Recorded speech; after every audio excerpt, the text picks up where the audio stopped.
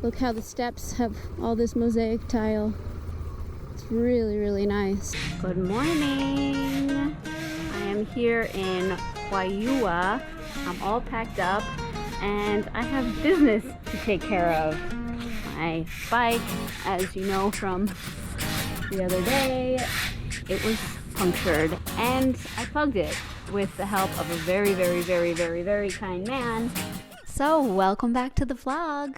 If you've been following along, you already know that I recently got a flat tire. But if you're new here, well, I tell stories of my life riding around the world on a motorcycle. And while I do have some wild adventures, there are also days I deal with the boring realities of the road. But I thought I'd share some of that too, in case it's informative. However, I will try not to bore you. So today I'm headed to Santa Ana because I have a friend who's going to help with a long-term solution for the tire. But there is something else that is lingering above, and that is that I'm about to become illegal in this country. But before we get into that, let me show you this beautiful area on the way to Santa Ana. Alrighty, here we go.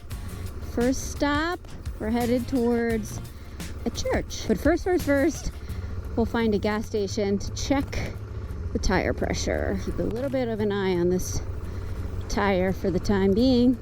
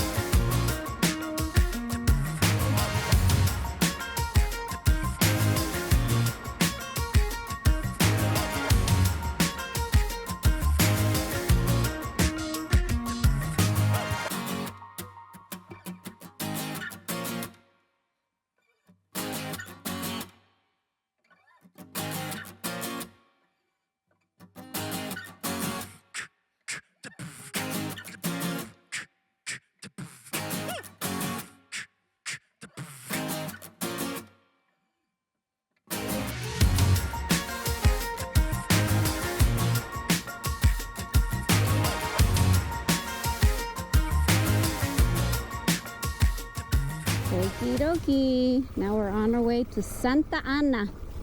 Here we go.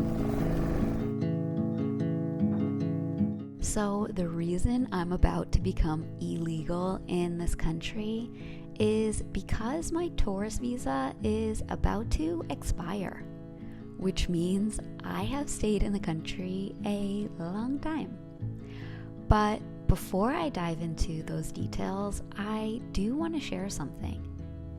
Compared to most motorcycle travelers, I am traveling very slow. And whenever I get snarky comments about this, I remind myself that the tortoise beats the hare every time. But it's really not a race, we all know that, yet it's easy to forget. And while motorcycling brings the feelings of freedom, there is also a consistent pressure to get to the next destination.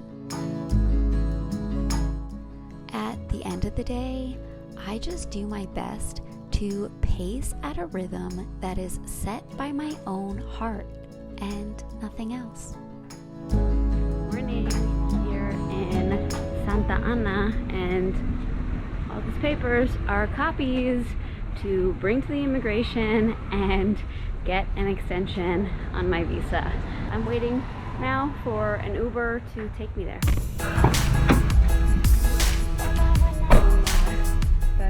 So, if you're not familiar with visas, here's the deal. As a tourist, you receive a visa upon entering the country for 90 days. But if you plan to travel to other Central American countries, you need to know about the C4, which is an agreement among 4 Central American countries: Guatemala, El Salvador, Honduras, and Nicaragua. Okay, here I have arrived at the immigration. In this agreement, citizens from these countries can travel freely among the C4.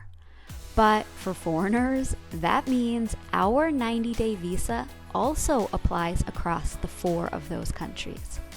So if you're like me and you want to stay more than 90 days in the C4, then you need to do what I'm about to do today. Okay, they've updated their policy.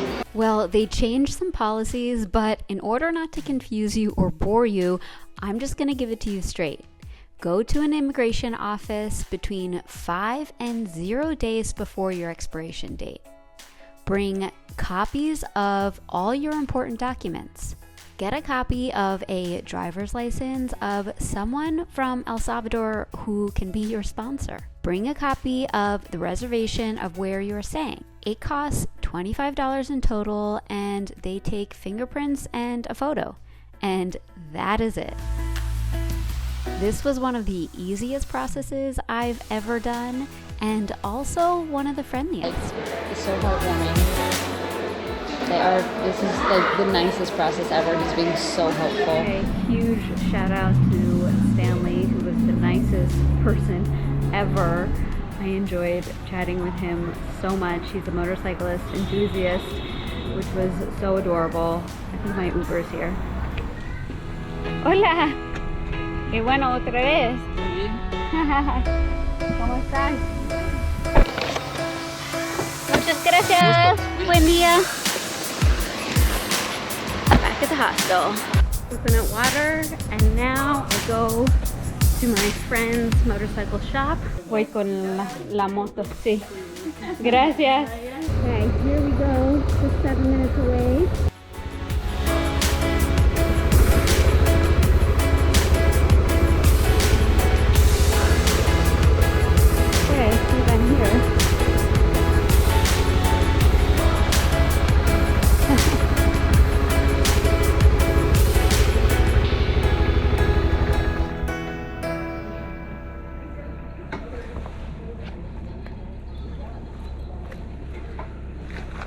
Hola, ¿cómo estás?